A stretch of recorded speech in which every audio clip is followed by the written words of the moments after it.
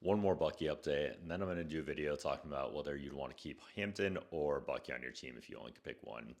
Someone told me about a possible rotator cuff injury with Bucky Irving, and that actually makes a little bit of sense. So when you're recurrently subluxing your shoulder out, that supraspinatus highlighted up there is the most commonly injured rotator cuff muscle, and a partial thickness tear, meaning a tear that is less than 50%, would make sense in regards to the shoulder immobilization, shoulder instability, and consideration for evaluation for surgery, but not necessarily definite. It would also kind of help explain why they didn't put Bucky Irving on IR, because as you can see here, it's an absence of about 2 to 6 weeks, and surgery is still in the differential if after 6 weeks that instability just isn't going away. You feel like there's slipping, just insecurity of your shoulder joint motion, especially going above your head, especially when we've heard that Bucky Irving has had subluxations, meaning that that humeral head pops out of that joint every now and then and pops back in.